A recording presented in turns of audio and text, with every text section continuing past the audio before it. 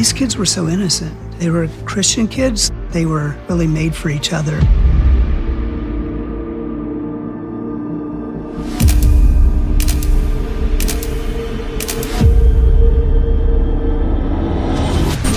The state park ranger goes over the beach and sees what looks to be two people in a sleeping bag. It was immediately clear that they were deceased. It didn't appear a murder-suicide, and absolutely nothing was missing. Who did Jason and Lindsay know? Where have they been? Who could they have ran into? Is there anyone that would want them dead? He had frozen animals in his apartment. He was definitely kind of living on the fringes. It was parents' worst nightmare.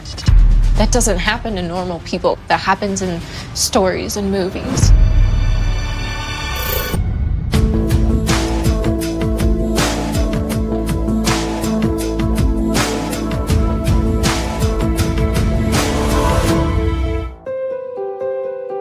August 2004, El Dorado, California. Lindsay Cutshall and Jason Allen are beginning one of the most exciting times in their young lives. They're getting married in less than a month and enjoying a beautiful Northern California summer as they count down the days to their wedding. They were unlike anybody I had ever met, and they were very warm to everyone. There was not a mean bone in their body. Jason was super, super friendly, just a very free spirit, did his own thing, had his own style. And Lindsay had the most peaceful personality I've ever met. Lindsay grew up in Fresno, Ohio, in a loving family alongside her older sister, Carrie. What a joy to have that sister for Carrie. She looked just like him, even as a baby. She was just a beautiful child, and she just completed our family. I'm not sure she looked exactly like me. Once when she was doing a harvest party thing, she dressed up to look like me. At the time I had a mustache, and she penciled in a mustache and wore a suit and tie, and I felt very blessed and honored that she would do that. Very sweet kid.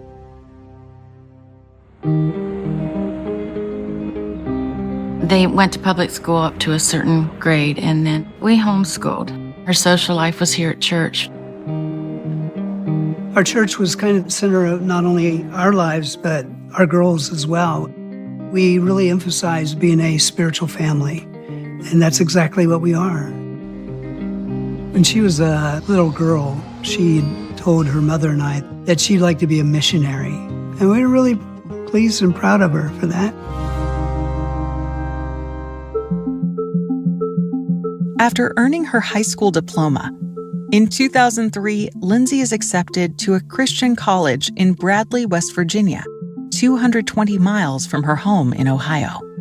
Her older sister went to Appalachian Bible College, and so that's where Lindsay decided to go. She was really involved in the outdoor life ministry they had there. The school's outdoor ministry combines nature activities like whitewater rafting with religious instruction. She really was good at counseling young kids and leading them and showing them Christ. During her first semester of college, Lindsay has an unexpected, life-changing moment when she meets 26-year-old Jason Allen. He had graduated and went back down to be a whitewater rafting guide, and that's when they got together. Jason is from West Michigan and shares Lindsay's passion for spiritual outreach through the great outdoors. He came from a great family, and he grew up in a wonderful home. Jason told his parents when he was just a little guy that he felt called to be a missionary. I believe that God brought them together for that very purpose. These kids were so innocent, you know. They were Christian kids. They were really made for each other. Just 5 months later, in February 2004, Jason approaches Lindsay's parents about taking his relationship with their daughter to the next level. Jason came to talk to me while we were sitting in our living room. And then he said, "I am so nervous." And so he actually asked for Lindsay's hand in marriage, and I said yes. And they were just a puzzle piece that fit together.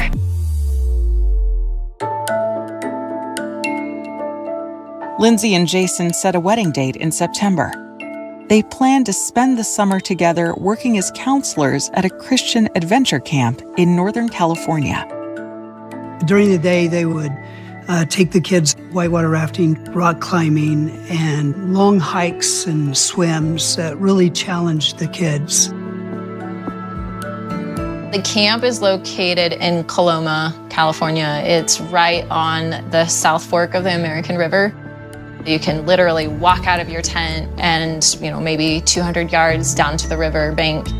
It's super peaceful and really beautiful.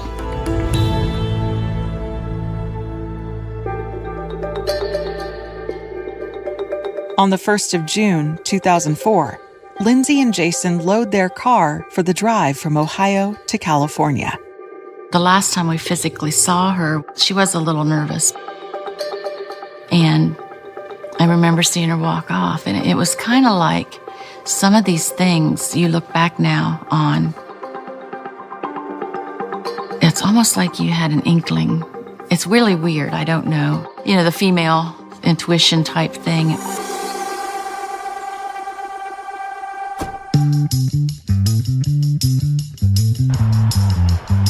When they arrived at camp, everyone's new, and I just remember seeing Jason and thinking, he's so tall.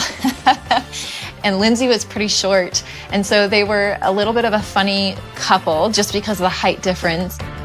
Every Sunday, Jason and Lindsay would come out of the camp and find a payphone.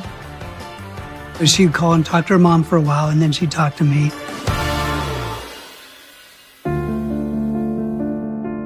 On Friday, August 13th, as their exhilarating summer begins to wind down, Lindsay and Jason plan one last adventure. They head out for a 2.5-hour road trip to San Francisco. Everybody had the weekends off. That last week, their plans were to go out to see the Golden Gate Bridge and camp and get away because it was the last weekend and they wanted to spend some alone time together as a couple. Sunday early evening, you would be expected back to camp around 4 or 5 o'clock because that was when we prepped for the week. That Sunday evening, the couple doesn't return to the camp. They took work serious. So when they didn't show up, first it was like, this is weird.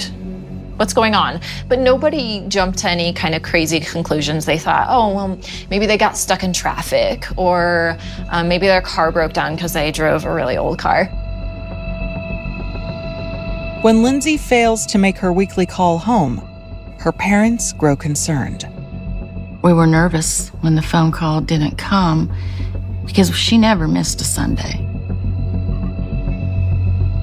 When Monday rolled around, the concern was growing because we were thinking, okay, well, if their car did break down, I'm sure they would call us by now.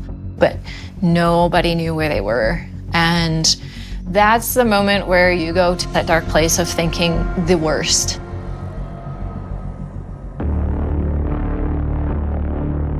Monday, the camp called and said, do you know where Jason and Lindsay are?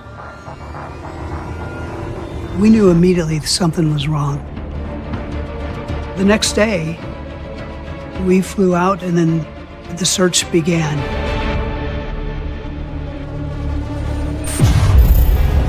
Investigators discover a window into Jason and Lindsay's final moments. They both got big smiles on their face, just enjoying a tourist day out in the city, enjoying life. Gifts from the beach, the pictures, and these writings. And chase a possible killer who stays just out of their reach. He was definitely living on the fringes, alternate lifestyle. He was somewhat savvy with weapons. She had messaged him saying, maybe I should just go turn you in for that 50 grand reward. And why don't you go shoot some more people and try to get away with it?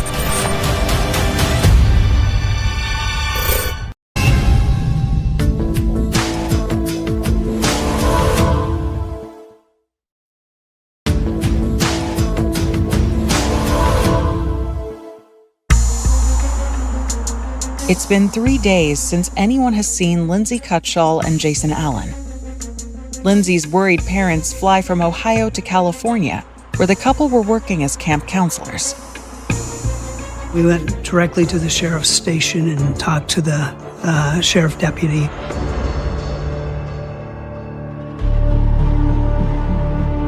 We get missing persons cases all the time, and most of the time it could be anything. It could be something simple. He said, maybe they went and got eloped and got married. I said, no, they wouldn't have done that. They're excited about this wedding. They're serious about this job. That just wouldn't have happened.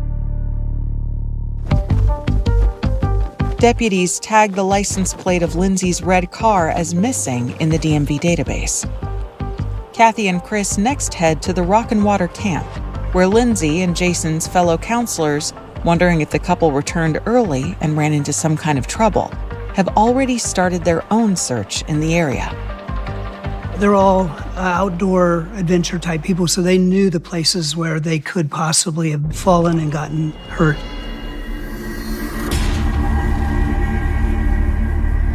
We searched night and day. On Wednesday, August 18th, 5 days after Lindsay and Jason were last seen driving away from the camp, a park ranger is traveling along the coastline in Sonoma County, about 165 miles away. He came upon a red car. It was off the side in a pullout, but they're facing the wrong direction. So this park ranger, he runs the license plate, and it immediately flagged like, hey, this is a missing persons case out of El Dorado County. The car is parked along the highway above Fishhead Beach, a remote, picturesque location near the town of Jenner, 80 miles north of San Francisco. It's just a beautiful place. It becomes steeper and steeper, cliffs, but gorgeous, absolutely gorgeous place.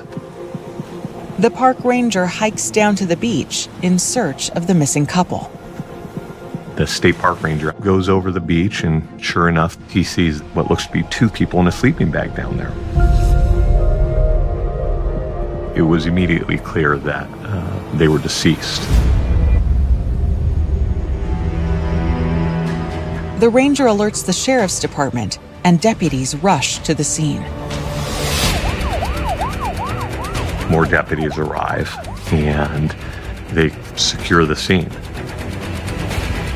Deputies discover that both young victims were shot once in the head. In backpacks next to the bodies, they find 2 driver's licenses, identifying the victims as Lindsay Cutshall and Jason Allen.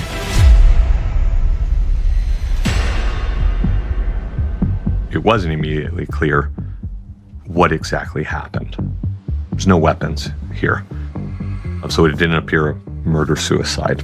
Absolutely nothing was missing, so it doesn't appear that it was a robbery.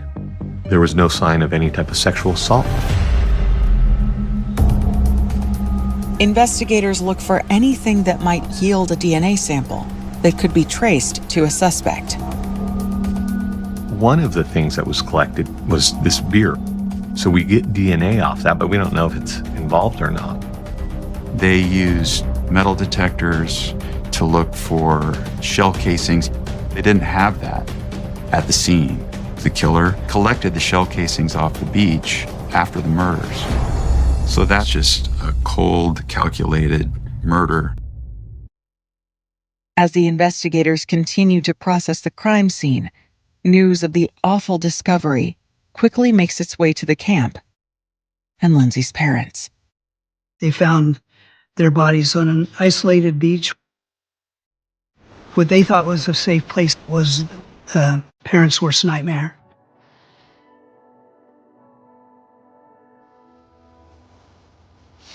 I remember it like it was yesterday. But the owner of the camp, he said, Jason and Lindsay were found, but they're dead.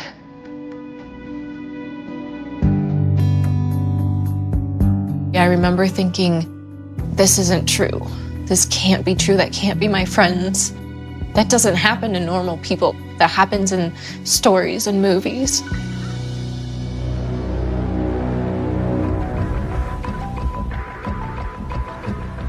Back at the beach, detectives find a disposable camera in Jason's backpack.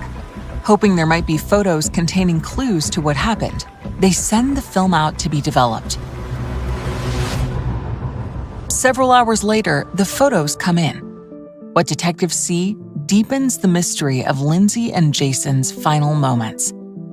Nothing in the pictures indicates that they were in trouble or feared for their lives. As horrible as it is, how cool. Because there's photos of them. You see the San Francisco skyline in the background. They both got big smiles on their face. Just enjoying a tourist day out in the city. Enjoying life.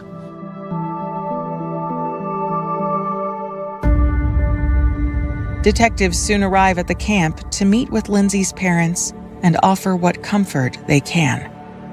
It was really hard to fathom why in the world anybody would kill them. But some of the greatest detectives in the world from Sonoma County came to us.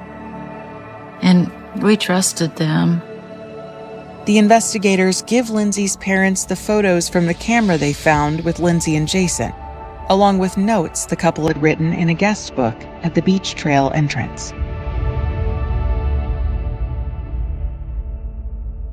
Gifts from the beach, the pictures, and these writings. There's a lot of gratitude when we see these pictures. Lindsay wrote in the registry, "The sun is going down in the horizon, and all I see are the beams shining on the cliff face, and I know that God is awesome. I look around and I see his creation all around me." How precious is that? With no clues gleaned from the couple's photos and no ballistics evidence recovered from the beach, investigators know they face an uphill battle to determine what led to this double murder. Early on, it became clear these were awesome people. Had no enemies, no beef with anyone. There was no one that would want to hurt them. There was no comforting information as to who did this, why did they do it, what was their motive, because it was so bizarre. They were beautiful people that didn't have enemies. So we were left to latch on to whatever our brains could come up with, and most of that stuff wasn't very good.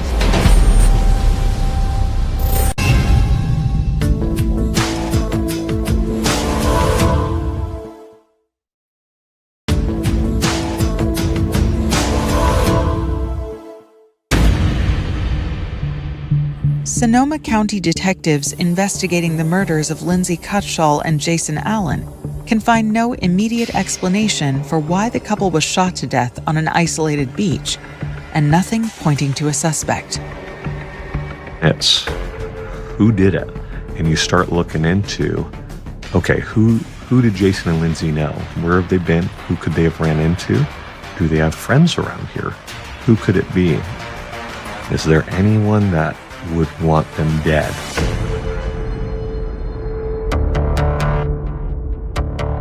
Investigators hope to create a timeline of Lindsay and Jason's movements after they left the camp on August 13th, knowing that retracing the couple's steps might lead them to the answers they need.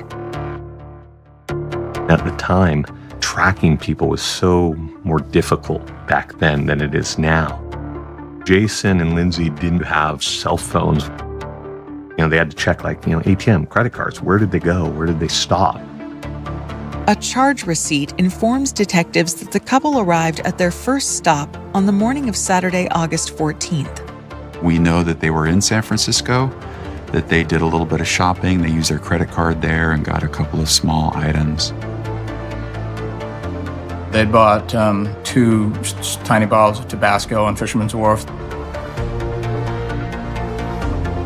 They were there having fun, tourists in San Francisco. Detectives contact the store, but the owner doesn't remember Lindsay or Jason and doesn't have any security cameras. They leave San Francisco, we believe, sometime early on Saturday. Another charge receipt from later that afternoon shows that after leaving the city, Jason and Lindsay traveled around 60 miles north. We know that they went to Bodega, which is a small town very near the coast. We believe they stopped at a surf shop. Detectives contact the surf shop owner. He tells them he does remember Lindsay and Jason. By his account, they were inquiring kind of where to stay. They had asked, like, where would be a good place for us to, spend the night and do some camping. And they were just, I think, generally steered toward the coast. After that, it's a little blurry, but we know that they ended up the coast, on the beach.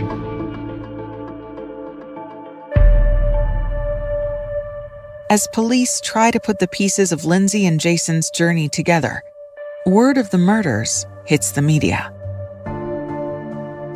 My husband and I had the news on, and all of a sudden it came on the TV, picture of Lindsay and Jason, and it was terrible, really.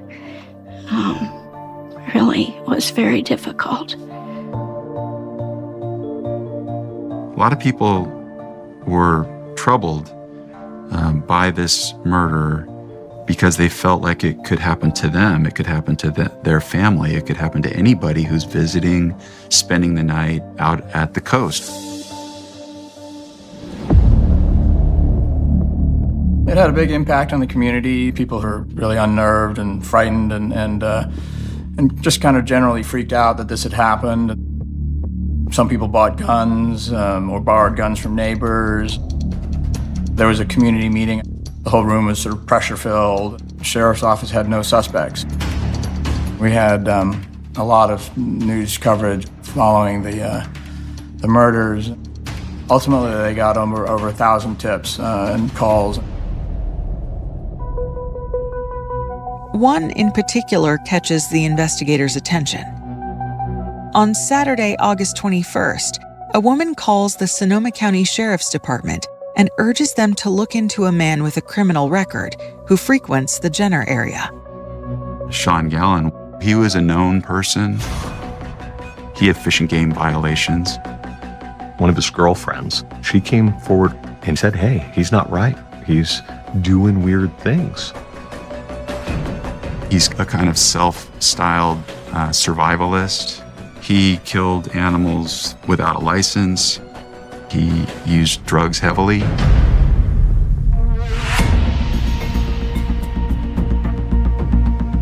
Although Sean Gallen only has minor charges on his police record, it's the best potential lead detectives have.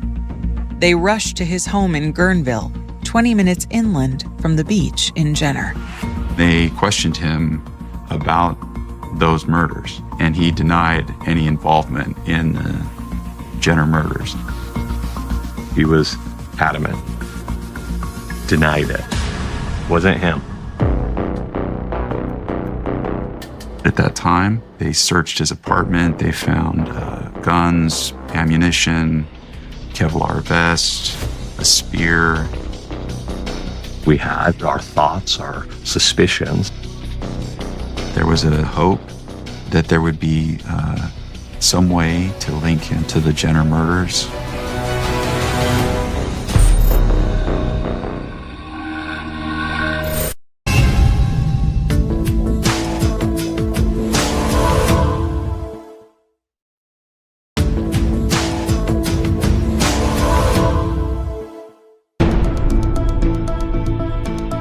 2 weeks after the murders of Lindsay Cutshall and Jason Allen, a tip leads police to a possible suspect, Sean Gallen.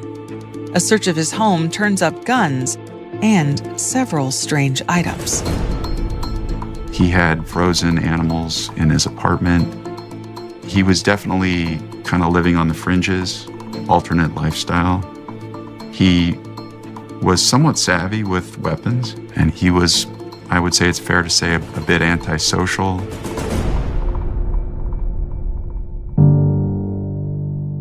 But with no ballistics evidence recovered from the murder scene, Sean's guns cannot be connected to the murders, and nothing else found in his apartment ties him to the crime, despite investigators' suspicions.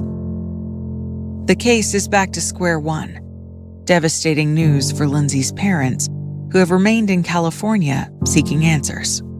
I think we kind of expected an arrest. We were there a couple weeks, and then when we came home, we had their memorial service to get ready for.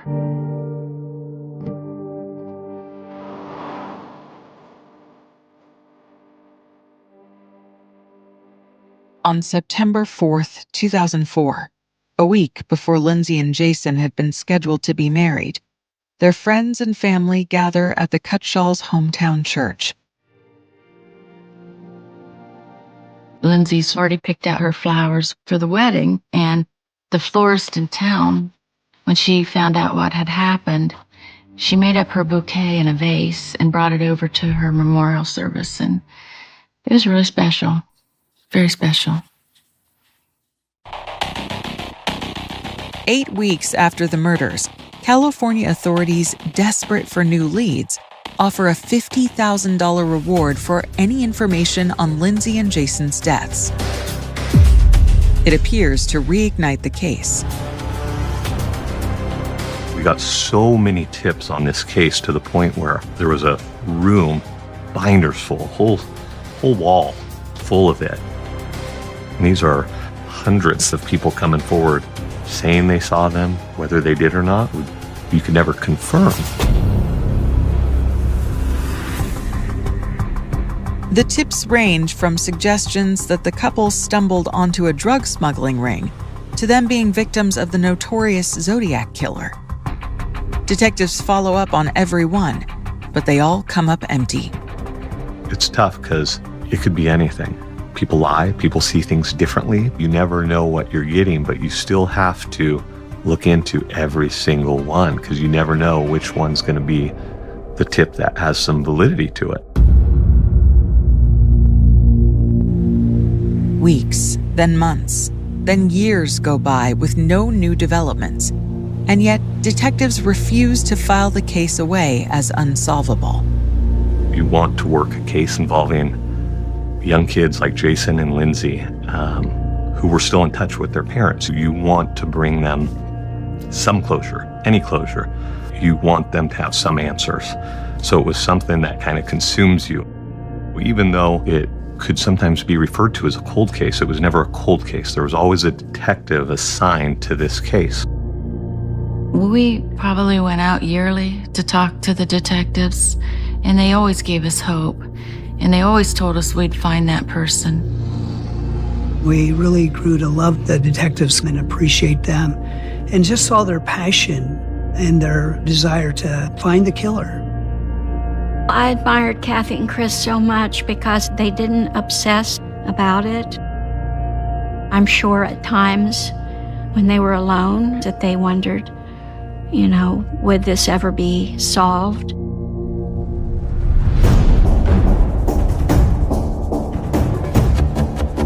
After 5 years, Chris and Kathy Cutshall get a glimmer of hope that they will finally get some answers. There was a man who had been a fugitive, the main suspect in a 1972 killing on an island near Vancouver or in British Columbia. It was a similar kind of killing, 2 young people on a beach who shot in the head. After those murders, the suspect, Joseph Burgess, had vanished. What happened in the summer of 2009 was that this man turned up. He got in a shootout with sheriff's deputies in New Mexico and was killed in that shootout, along with the deputy that he shot. Although the two homicides occurred 40 years apart, since Burgess had made his way to the U.S., detectives pursue a possible connection.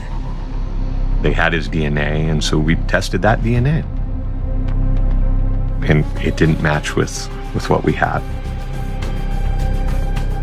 That was a really frustrating a moment for everybody involved who thought that perhaps they had gotten to the bottom of it.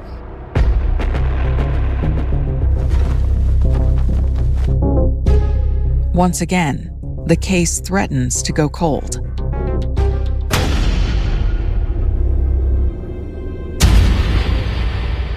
Then, on Friday, March 24, 2017, 13 years after Lindsay and Jason were murdered, a 911 call comes into the Sonoma County Sheriff's Office, reporting a shooting.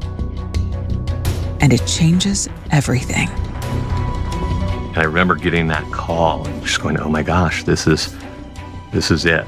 This is what we've been waiting for.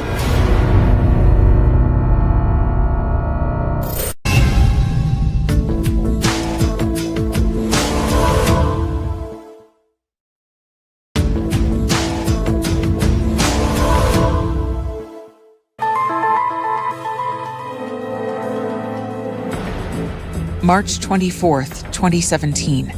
The Sonoma County, California Sheriff's Office receives an urgent call about a shooting at the Gallen family home. When detectives arrive, they discover 36-year-old Seamus Gallen has been shot to death. The suspected killer is his brother Sean. What occurred is Sean was at home. His mom was home. Seamus was home as well. Sean was angry at his brother, Seamus, for whatever reason. I don't think we'll ever truly know. He kept a rifle at the time in his vehicle, and he brought it upstairs and pulled the trigger, let out a volley